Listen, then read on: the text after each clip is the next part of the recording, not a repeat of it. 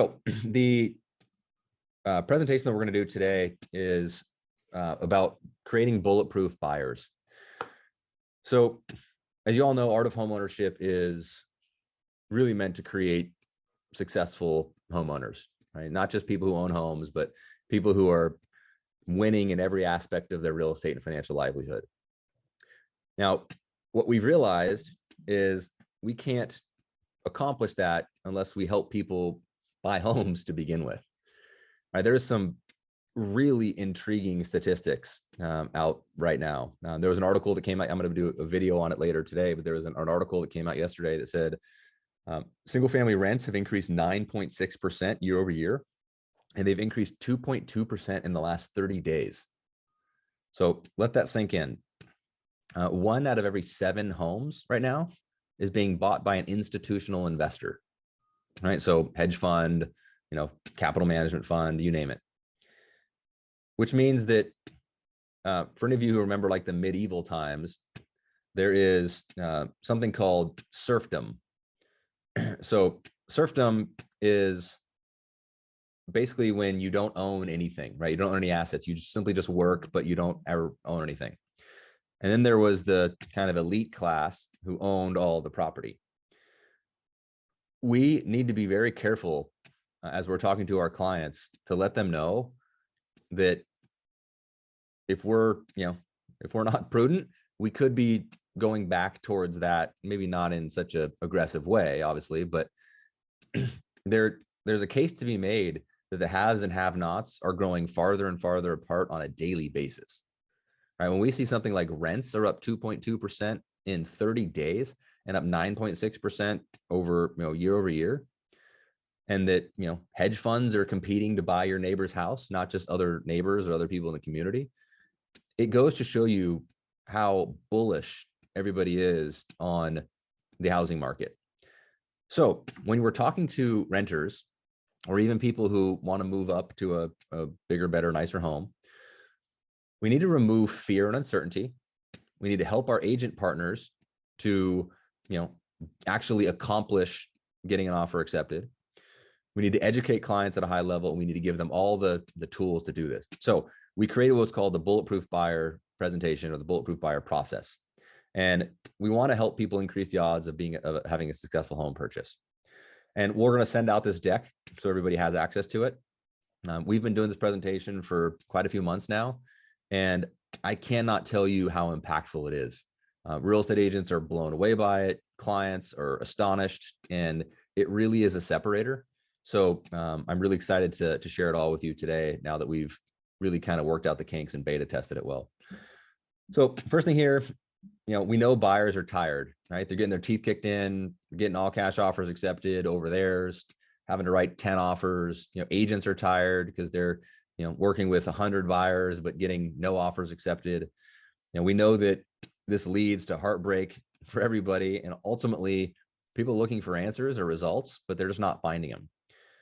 Right. So right now, we've been kind of, up until this point, we've been following a similar routine, but we want to change how we're doing that moving forward.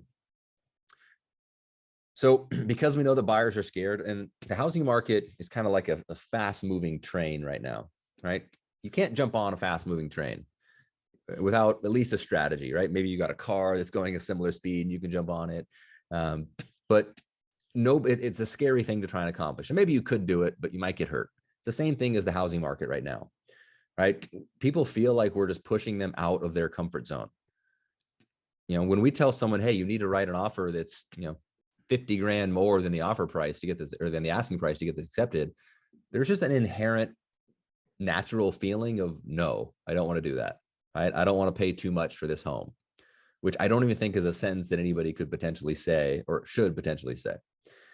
So in order to get them comfortable, we need to show them data, right? And then we need to give them a plan that allows them to compete with the all cash offers and even look the same. Now, this is a realtor presentation that I'm showing you here. So when I say you shouldn't be the one doing all the work, this would be me telling a realtor, hey, you shouldn't be doing all this work yourself. I tell all of our realtor partners and the ones that we're trying to work with, I always say, look, if you believe that just because someone has a pre-approval letter, that the rest of getting them into a home is your responsibility, you're going to help way less families and have a much harder job. And so you see everybody kind of sit up in their seat, like, what do you mean? How can we, how can we do this better? And I say, if your lender is not carrying at least 50%, probably more like 75% of the burden of helping someone get into a home, then you have the wrong lender. And this is where, I want you all to understand, for all the real estate professionals that are on the call here today, that are Art of Homeownership partners with us, you may be seeing this for the first time. So this is just me telling you what this looks like and why you should work so closely with your lending partner, who hopefully is also on this call, to ensure that we have a really great outcome when working with buyers here. And guys, please, as always, type in the Q&A, raise your hand, ask questions, type in the chat if you need me to slow down or restate anything. Otherwise, I'm just going to roll here for probably the next 40 minutes or so, and then I'll open it up. And I'll stop and ask questions along the way. So we show them a solution here, right? Bulletproof your buyer. There's 5 things you need to do to create a bulletproof buyer. First is we need to do an comprehensive upfront market analysis. People need to know why they should buy a home right now, because it's scary. When you see housing prices going up like crazy, you see rent prices going up like crazy, the easiest thing to do when you're afraid is fight, flight, or freeze. Statistically, very few people fight when it comes to a system 1 brain response. Most people flight, which means run away, or freeze and do nothing. That's kind of what people are doing with the housing market right now, right? They're just in shock that the housing market keeps going up. And for the last 2 years or 3 years, they've been saying, oh, it's going to come back down. And, it's like people with the stock market during COVID, same concept. So we're going to show you how to do that. Next is addressing the psychology of the buyer situation, right? Know what your clients know what they can do, but they oftentimes don't know why they should do it. This is my favorite thing to tell real estate professionals is that, again, if someone has a pre-approval letter and they think that is going to solve their problem and mean that they're going to go buy a home, it's likely not going to be the case. It just means that they have a letter that says what they can do, but nobody's actually taught them why they should do the thing that letter says they can do. Next is the appraisal gap strategy. Obviously, appraisal challenges are still existing. Not quite as bad as they were last year, but they're still challenging, right? You're still going to get homes that are bid up. They're going to be well over the comparable sales that have happened in the market for the last 6 months. And so we need to get our people aware of that and confident in how to overcome it. Next is our fully underwritten loan approval, which, again, I think is an absolute necessity to compete in this market. I talk with agents all the time still, and one of the first things they ask is, do you fully underwrite your clients prior to them writing an offer? Because if not, then it's kind of a non-starter, right? Everyone knows that people should be writing offers with no loan contingencies, 15 to 20 day loan closing timeframes, and potentially no appraisal contingency if the appraisal gap strategy is done. So we'll talk through that. And then how they can actually submit all cash offers using our home concierge and our trade up program that we have at Art of Homeownership.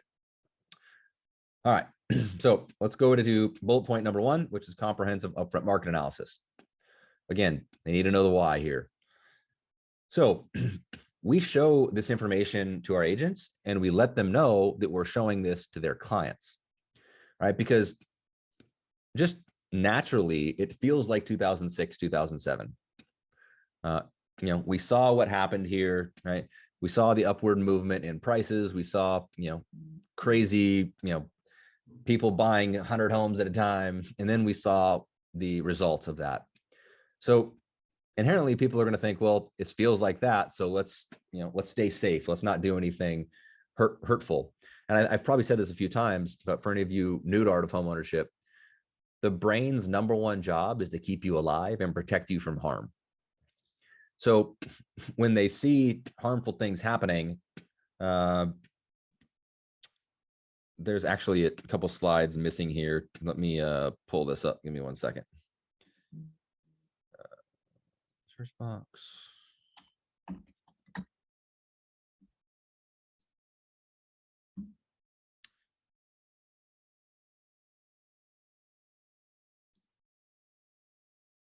All right, move this over. Can you guys see this here? Hopefully you can see this.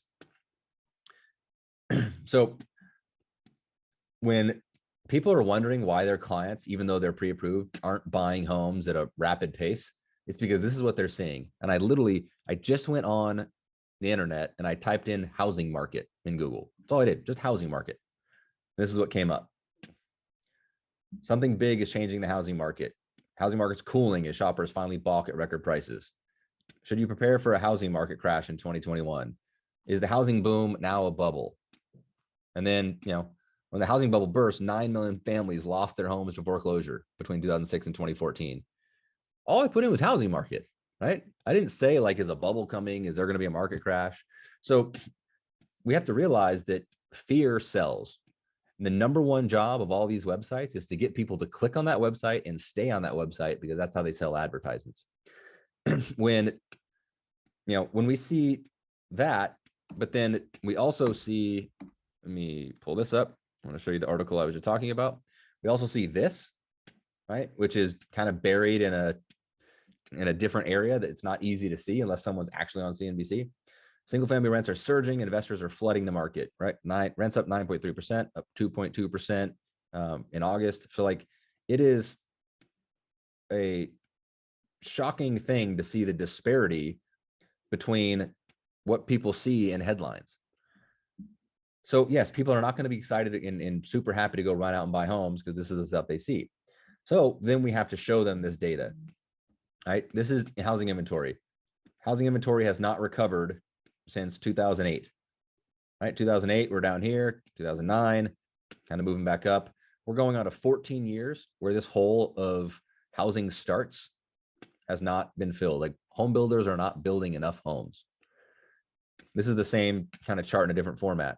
When people say it feels like 2007, it's because for 4 straight years leading up to that, or really, leading into that 2007, 2008 range, home builders broke records every single year for the number of homes they built. And then it fell off. So we're going into 14 straight years below our 50-year average of homes that are being built.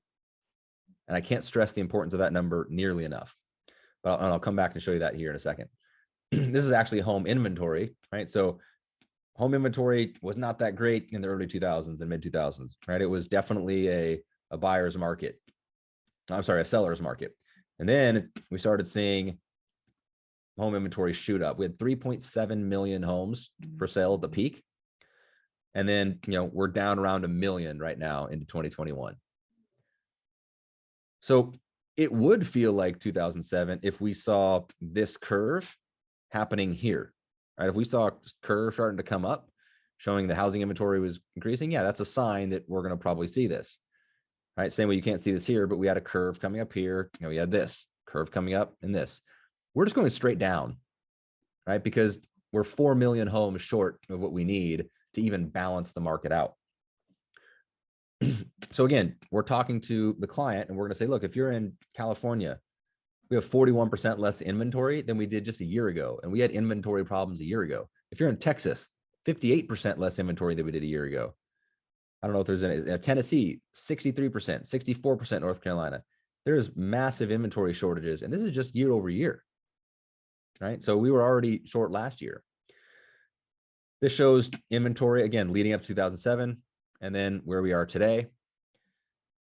Now, this is the stuff that, when someone is interested in buying a home, they have a conversation with you and then they don't call you back and they just stop talking to you and they're like, it's because they went on the line and they saw this.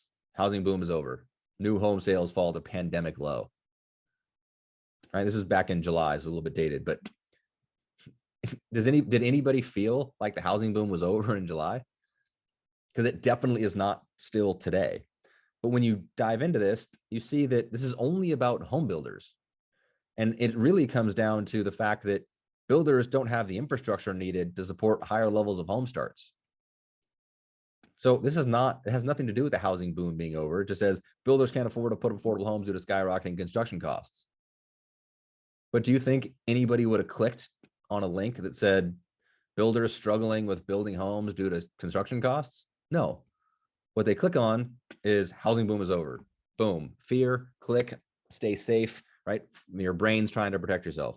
We need to work really hard as lenders and real estate agents to overcome that.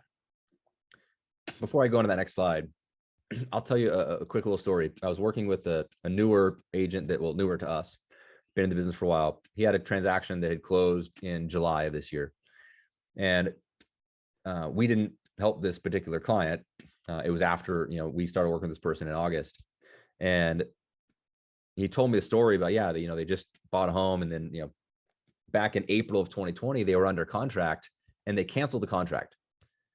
And they canceled escrow and they pulled out. They ended up buying a very similar home in certain square footage, size, location for 12% more. They paid 12% more for a home in 14 months difference.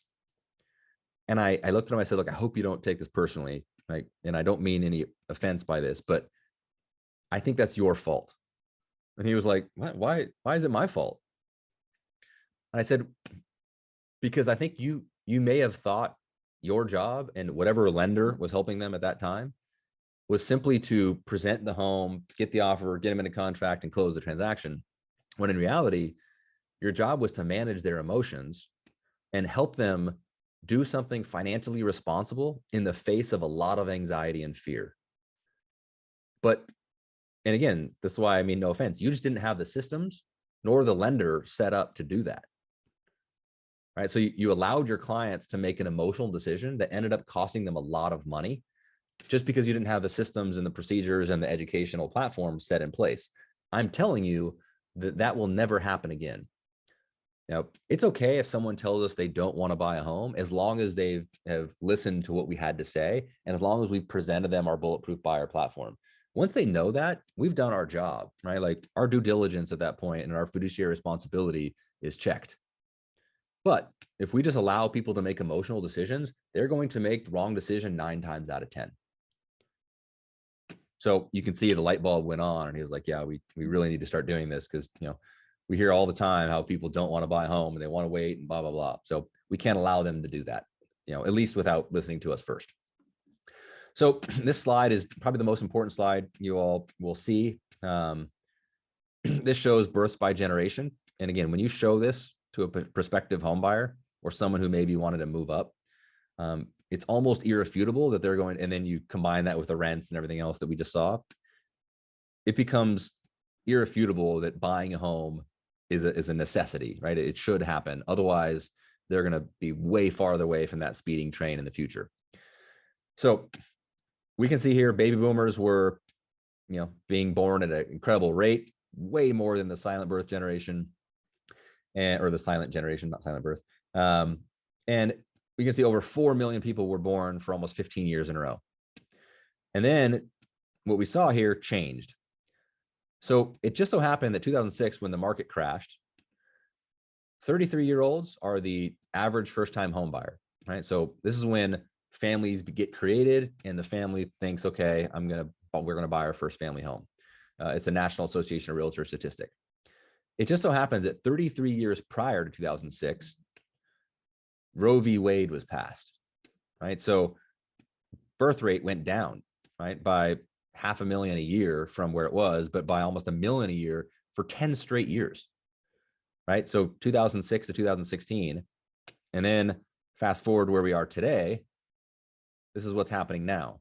It just so happened that, right when home builders were doing this, right, building record number of homes, if they would have looked back and realized, right, average first-time home buyers 33 years ago, right here, right, we had way less people being born. So there wasn't the families that even wanted to buy these homes. Not to mention bad lending practices, bad mortgages, inflated values, you name it, right? It was a perfect storm of things to happen. That being said, for the next 14 years, we did not build anywhere near the number of homes that we have historically. And we are past baby boomer generation birth rates again. So here we are today, we're only going up and we're sustaining that for the next 24 years in a row.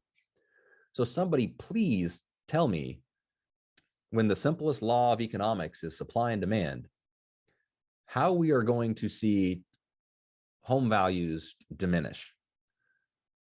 When for 14 years, we haven't built anywhere near the number of homes, and we have substantial new families or new first-time home buyers for the next 24 years. And even still today, we're seeing articles that say home builders just simply can't build the homes, right? Construction costs, distribution challenges, you name it. So remember when I talked about in the beginning of this call, there's a reason why 1 out of every 7 homes is being bought by an institutional investor. They're looking at this saying, next 24 years, we have so many new families that are going to want to buy homes and nowhere near the number of families. So guess what's going to go up? Home prices and rent, right? If you're an investor, buy as many as you can. But if you don't get on that fast moving train, it is going to pass you. And I don't know if you ever catch up. This is the way we need to be educating our clients. This is the way our realtor partners need to depend on us as lenders to educate their clients. Now, the realtor could do the same thing. I don't think they should because of the second part of this, and I'll explain why. I think the realtors should be helping people go find the homes once they're confident and motivated to do so. Get into contract, help them with the contract, help people that want to sell homes, right? Help people move and relocate. Like they should be focused on that. And we should help our realtor partners do what they do best, right? Highest and best use of their time.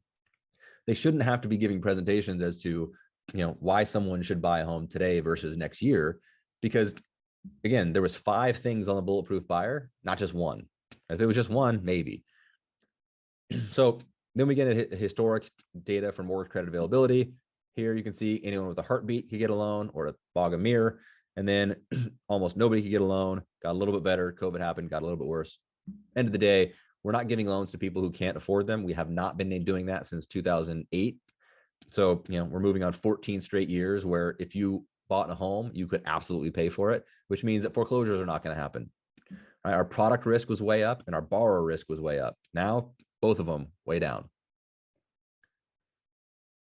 Year-over-year change in home equity, 55,000 in California, 12,000, like 55,000 in the state of California. That's like having a second job. Literally, it's, owning a home is now a side hustle. Right? So when people start to see this and they look in their markets and they go, wow, okay, yeah, I am missing out. And it'll be just the same, if not higher, for 2021. So that's the data you need to show them to address the first challenge, which is, why should I buy a home in this market today? It doesn't feel like it. It doesn't feel good. It feels like 2007. If you show them that information, you'll be able to say, okay, we know that buying a home in this market is a good idea. But now there's the second part of it. Remember I said I don't think realtors should be the one presenting this, is because we still have to convince them that it's a good situation for them personally based upon their own finances. And that's not an easy thing for lenders to do. It's sure not an easy thing for realtors to do because they don't have the presentation tools, the data, the mortgage statistics, and the analytics. So again, we talked about this earlier, what they can do versus what they should do. Please, if you're a lender, if you're an art of homeownership partner, let's change the industry for the better. And you can start by knowing that our job is not to close deals and do it well with good customer service. Our job is to remove fear, uncertainty, and replace it with education, competence, and motivation. That's simply what our job is today, because there is so much uncertainty and fear. Very few people are highly educated, highly competent, highly motivated to do something in their financial best interest. Right? That's why there's a risk reward scale. So second part of this is to show them the data, right? Like, we don't want people comparing apples to oranges. This happens all the time. And this is a really cool thing to show your realtor partners and definitely show your clients. So let's say Joe is my client. Joe is paying $2,500 a month in rent right now. Right? And Joe was referred to me by Mary, who's a real estate agent. And Mary says, look, Joe's pre-approved. He went online, he got a pre-approval. He's just telling me that he's going to wait. He doesn't think he should buy a home for all sorts of reasons. And, he said he's just going to keep renting for a while.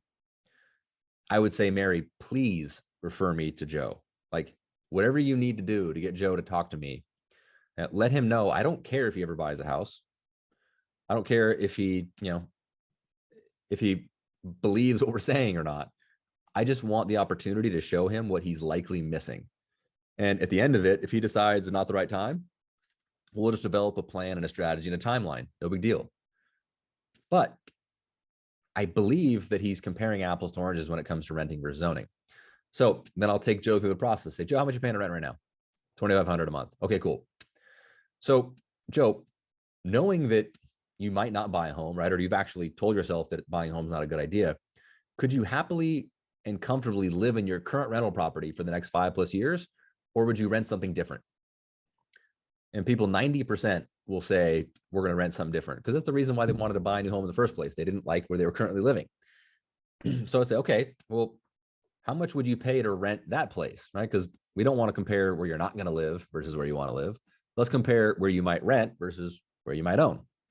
Okay, yeah, so maybe that's going to cost me $500 more per month. Okay, great. So we think that, you'd move to a new rental and you'd be paying about $3,000 a month. Yeah, probably. Okay. So now, how much would your rent go up each year? No one knows the answer to that question, by the way, because it's not a fun exercise to do. So we just show them. Literally, you could go to Google and just put how much are rent prices going up in whatever market you're in, and it'll say it, right? So this is 7%, this is 5%. So I'm just going to use the lower of the two and say, okay, let's say it's going to go up by 5%. So Joe, that means that your actual rental payment is going to go up $150 per year, which means that in 5 years, you'd be paying $37.50 to rent that place. Right. And as we saw, rents are, and I can even show them that article that I showed you earlier, rents are actually up 9.6% year over year, from a national perspective. But let's just use, again, let's use what they tell us here locally. That means that on average, you'd be paying $3,375 over the next 5 years, because you wouldn't be paying this, this would be just in the last year. But on average, it'd be $3,375. So Joe, do you realize now why it's important that this is the number you want to compare your new purchase to versus this? And you can just see the light bulb go off. People are like, oh yeah, I guess I didn't think through it like that. I just thought, let's compare what we're paying in rent today versus what we'd be paying for a new home. So now we've already closed a big gap in the rent versus own analysis, right? Next thing to do is show them the differences that are not obvious, right? Because the new payment's going to scare them. If they just went online and let's say they wanted to buy a $700,000, and I'm using Orange County prices, right? So it's a condo in Orange County for $700,000. And let's say rate, taxes, insurance, HOA, everything included would be about $39,35. Does anybody think that Joe's super pumped to go from paying $2,500 a month to $4,000 a month when he goes online and sees all the doom and gloom about the housing market bubble? No, he's not. Which is why there's so many people out there who should buy homes right now who are not, because click button, get mortgage doesn't teach you this, right? Going to get approved at your local bank or your credit union does not teach you this, right? Getting a low price from the discount lender down the street who, gives away their work is not going to show them this. And as real estate professionals, you should be very concerned that your clients are getting scared by their potential new housing payment as opposed to motivated. So what we do, we show them, hey, average lender does this, but this is what we do, right? This is what an art of homeownership professional does, right? This is why they hear emotion and reasons why people don't want to buy a home. Again, not the logical reasons. So let's show them a side-by-side analysis. First thing, $3,375 in rent. And then if we show them their tax savings by putting in their tax bracket, your after-tax net payment is only $291 difference than your average rent payment over the next 5 years. Again, they thought it was $1,500 difference, right? $2,500 versus $4,000. But now we're showing them it's only $291. That's not that big of a deal to go buy a home. Yeah, that makes sense. However, every time you make a rent payment, zero money goes towards principal. Every time you make a mortgage payment, $1,093 goes to your principal, which is a forced savings account. It goes back to you. That means that you're actually $800 ahead when you buy a home versus renting that home for the next 5 years. Now, if that's not enough, ask Joe the question. Joe, how much are you going to pay? Like, how much would you pay your landlord over the next 5 years? I have no idea. There's a reason you have no idea, because nobody wants to calculate how much money they're going to give away. So we'll just show them. So Joe, over the next 5 years, on average, you'd pay your landlord $202,000. You'd have zero equity and zero tax savings. However, if you buy a home, now let's just use a 4% property appreciation rate. Now, keep in mind, guys, you all have MBS Highway as Art of Homeownership partners. Go into the community real estate report card on MBS Highway, type in your market, and it will show you what the appreciation rate will be for 1 year and for the next 5 years. It's double this number, likely. So I'm going to show Joe, I'm going to say, Joe, property will probably appreciate at 8%, right? According to this real estate report card here in our community. You can see that. I'm just going to use half, right? I'm just going to be uber conservative on this. So if we just get a 4% property appreciation rate, the home you bought for 700 will now be worth 854. You'll have paid the mortgage down to 593. That means you'll have $260,000 in equity versus zero, all while paying about $291 difference per month. I want that, this is where I pause when I'm talking to real estate professionals and I'm like, please let that sink in. Would anybody come to that conclusion if they didn't go through that exercise? And everyone looks at each other and they go, no chance. Why are you letting your clients make decisions on the most important purchase of their life without going through this process? And they instantly feel it. And they're like, yeah, we're not going to let that happen anymore. Right? Because the same client who went online and found this information, who thought it's financially impossible and stupid for me to buy this home, now thinks it's financially irresponsible if they don't buy that home. So incredibly important to take someone through this aspect of it. The next is our appraisal gap strategy. And this is a full game changer. Right? So knowing how to approach a low appraisal from the onset and then waiving the appraisal contingency up front. So first, we know that appraising homes is really hard, right? It's the hardest job in the market right now, right? Because you're comparing a forward issue versus a prior issue, right? Appreciation happening too fast, relying on historical data.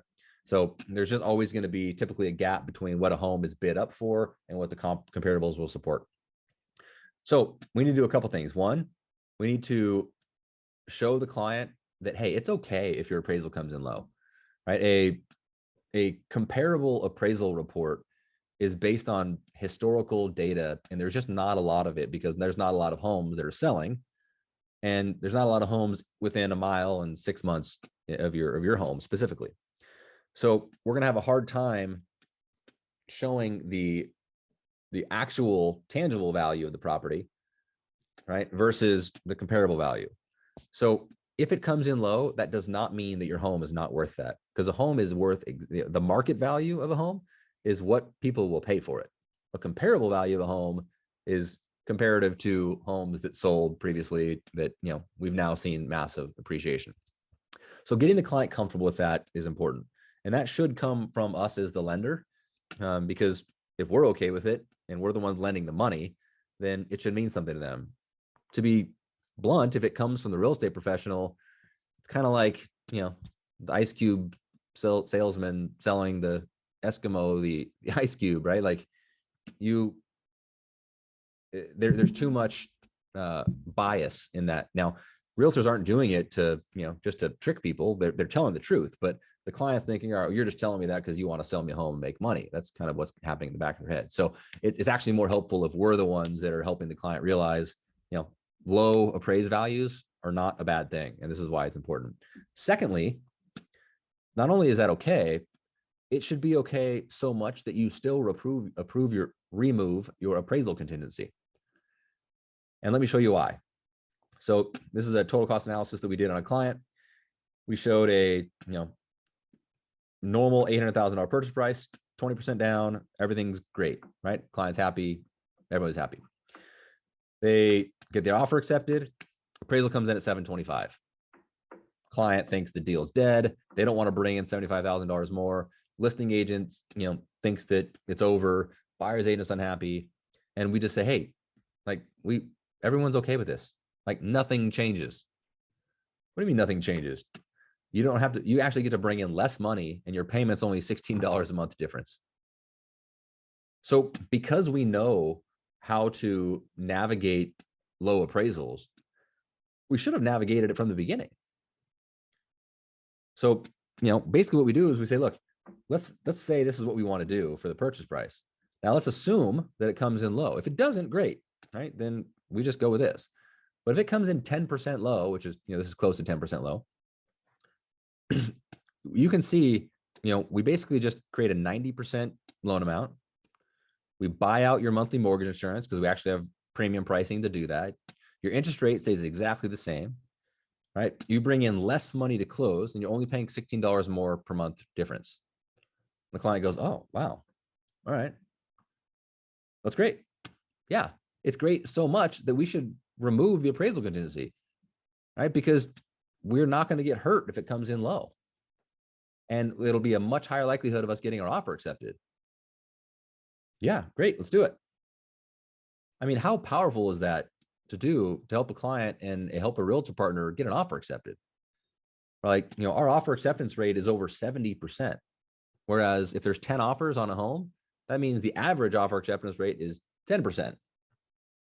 Right? So we're 7 times higher likely to get someone's offer accepted. And we can show them exactly how we do that.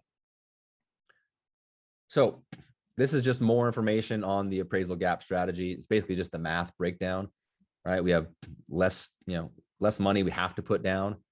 We put down a little bit more than 10%, right? We have 79,000 left over, which means that, our loan amount can still be a little bit higher. We use that 4,000 combined with improved pricing because mortgage insurance gets you improved pricing to buy out the 3671 in mortgage insurance, 75,000 gap, right? We still have of that $4,000 difference, cash to close, same number, or actually a lower number, right? Because we have the down payment plus the 75,000. We're 89% loan to value. We bought out the mortgage insurance, same interest rate, monthly payment's $18 difference. If you can show your agents how you can solve for low appraisals before they ever come in, right? And how you can then remove loan contingencies, it's amazing. Now, if the client's got 5% down or less, obviously we're not doing this, right? We're going to keep the appraisal contingency and hope like heck it comes in.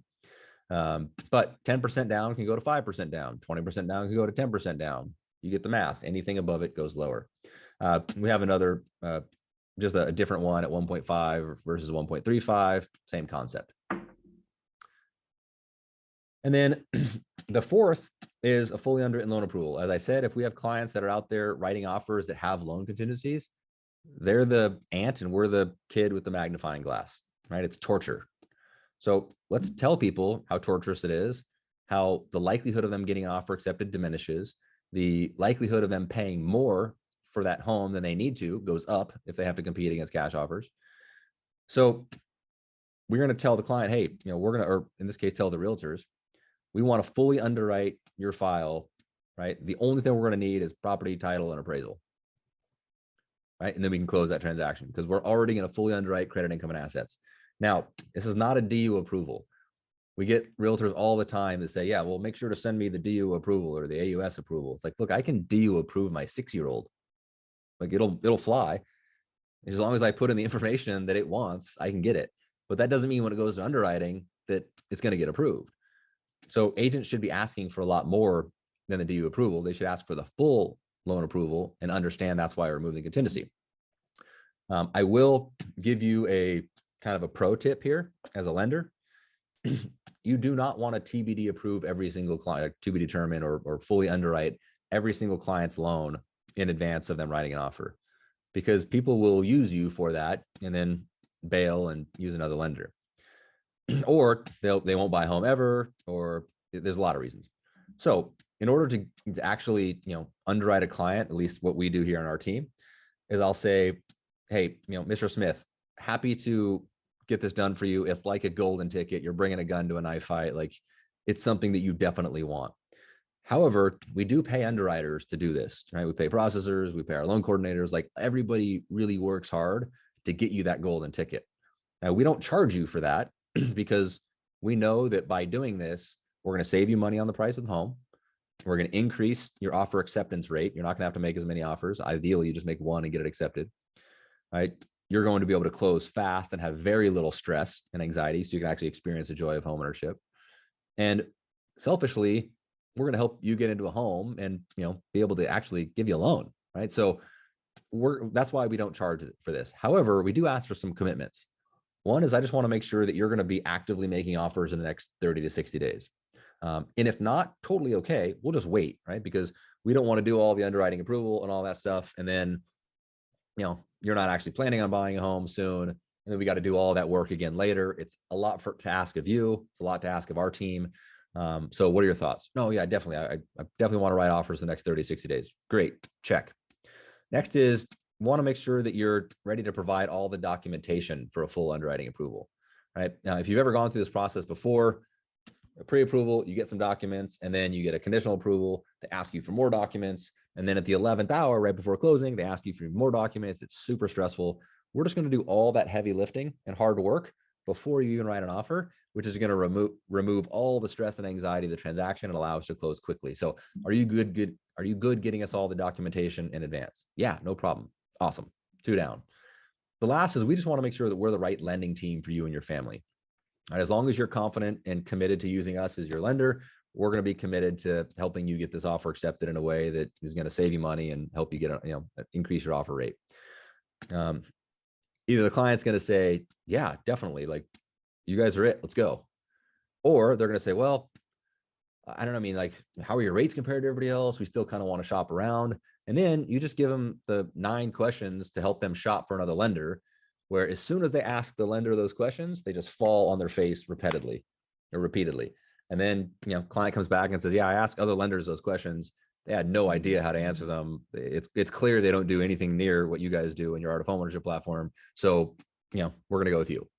And you just want to say, look, no problem. Do your shopping. We encourage due diligence, but we just can't underwrite everybody's loan unless they're committed to using us. So do what you need to do, and then let us know, and then we'll get that process started for you. So those are the 3 commitments that you want. That way, your underwriters, your closers, your processors, and everybody doesn't shoot you for submitting 100 TBDs and not closing them.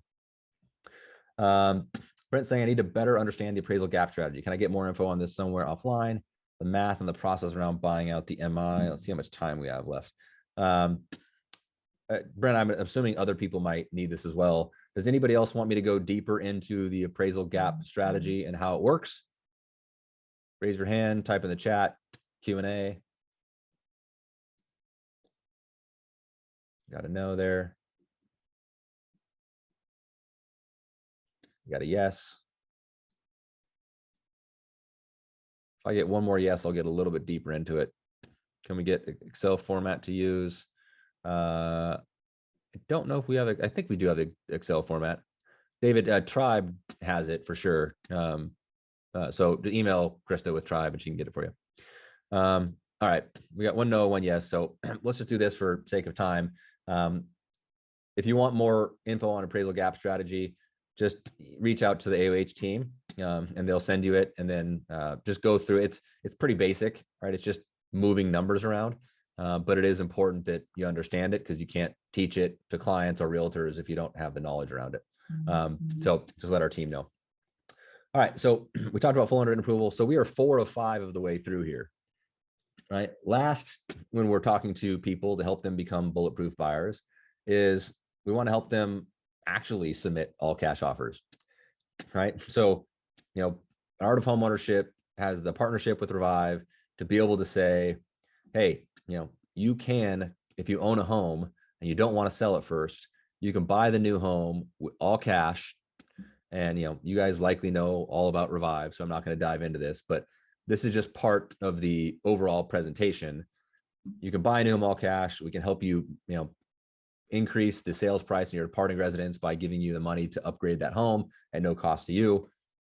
And, there's a lot of people out there right now who are simply not buying their new home because they don't want to jump off the fast moving train and then have to jump back on it later, meaning sell their current home first and try and buy a new home afterwards. They want to secure the new home and then sell their departing residence, which totally understand, because this market is nuts. So going back to, go escape here. Sorry, let me find this again. Get to the bottom of this.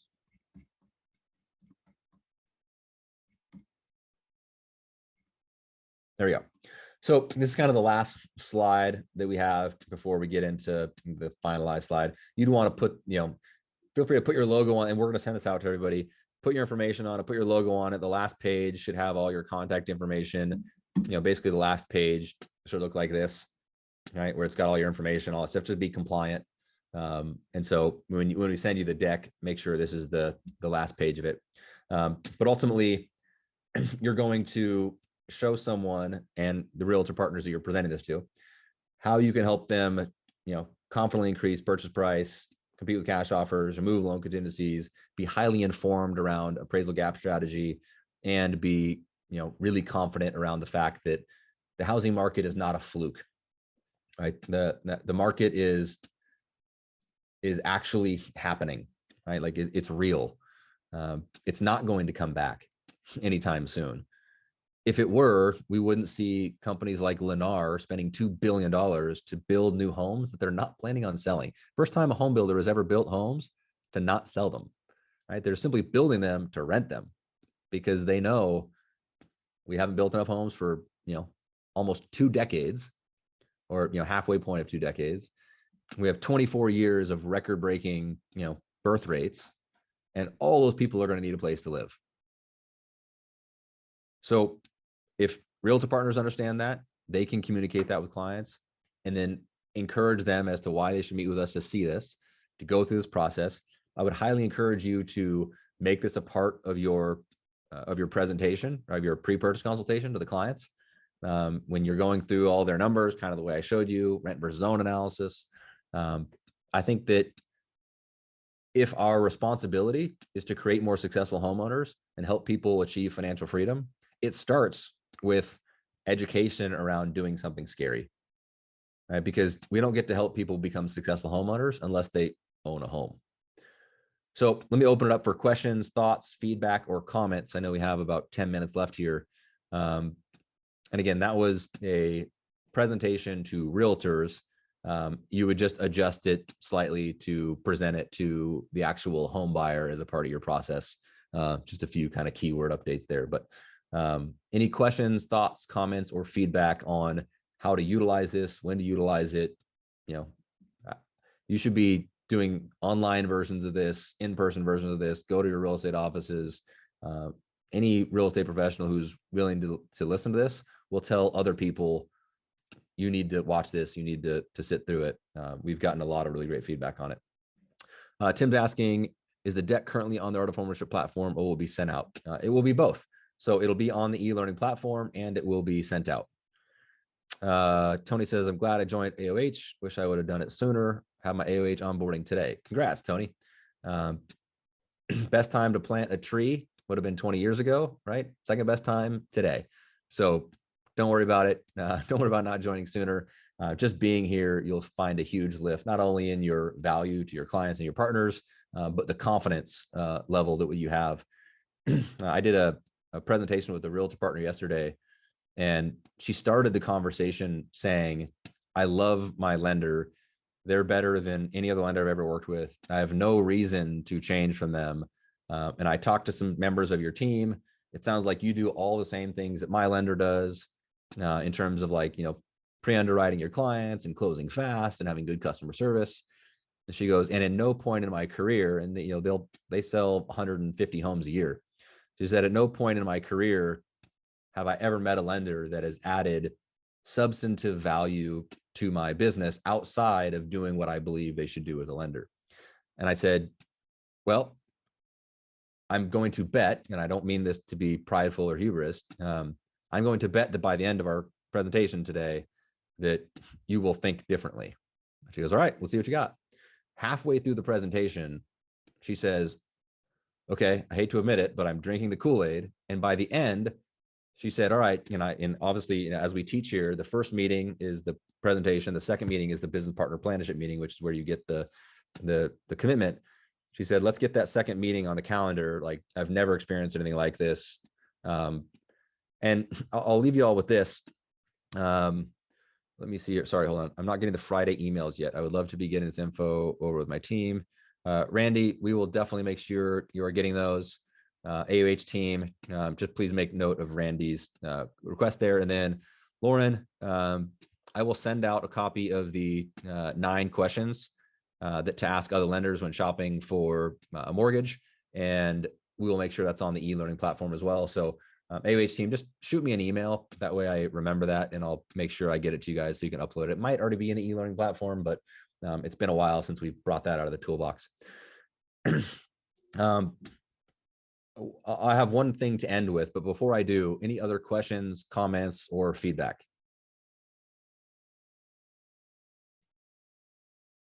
Speak now or forever hold your peace. Okay, cool.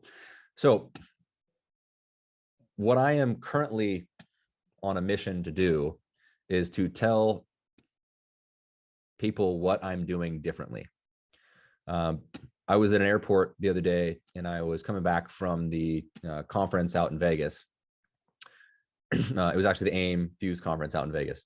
And I was sitting like 2 feet away from a couple. And the woman turns to me and says, "Hey, excuse me, like, I feel super weird sitting like 2 feet away from you, not talking to you." And I said, "Oh yeah, no problem.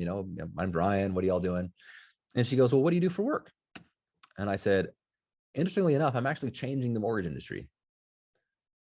And she looks at her husband, looks back at me, and, "What do you mean?" I go, "Well, when's the last time you got a mortgage?" She goes, "Last year we refinanced. We got a 2.75, crazy low rate. Can you believe it?" I said, "Yeah, I definitely can believe it. It was an amazing year and a great opportunity." I said, "What value is the realtor who sold you your home and the mortgage lender who gave you that mortgage adding to your life today?" "What do you mean?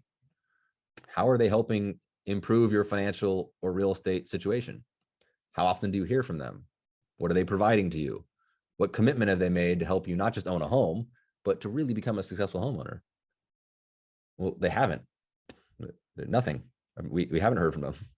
And I said, "That's how we're changing the industry, right? Because our clients don't work with us because, they just like us. We like to believe they do.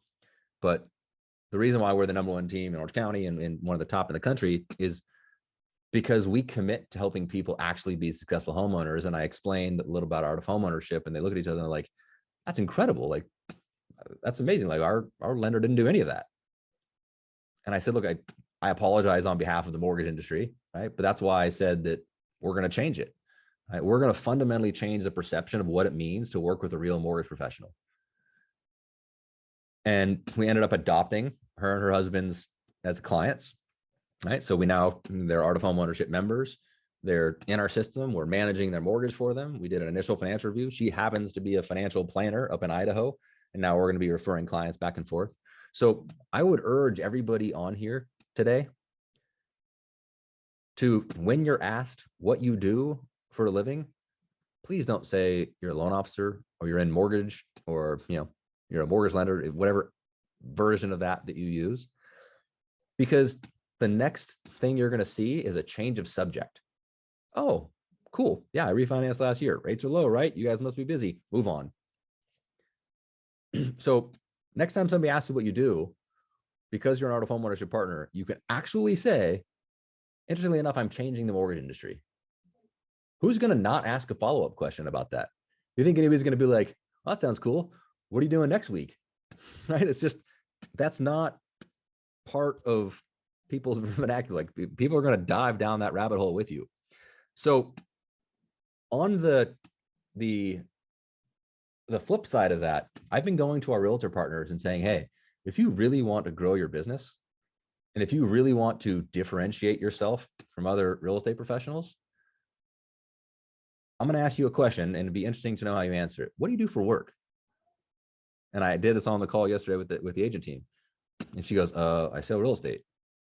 And she had a partner on there. He goes, "I tell people, I'm a real estate agent and a real estate investor." And I say, by the end of this, my hope is that you now get to tell people what I get to tell people. So the next time I ask you or anybody asks you what you do, you can say, "I'm actually changing the real estate industry." And you just see their smile, eyes light up. And they can, if they partner with you, they get to say that, right? They get to tell people, this is what an average real estate professional does, but this is what we do. And more importantly, this is why we do it, right? We just believe that the average real estate professional just sells homes, right? But we are a part of a group who is committing to helping people be really successful homeowners because we believe that they should. Because 1 of every 7 homes is being bought by an institutional investor. Rents are going up 9% per year. Like, people are going to miss out on growing wealth and being owners of anything unless they really understand what they're doing, not just when they buy the home, but for the next 30 years.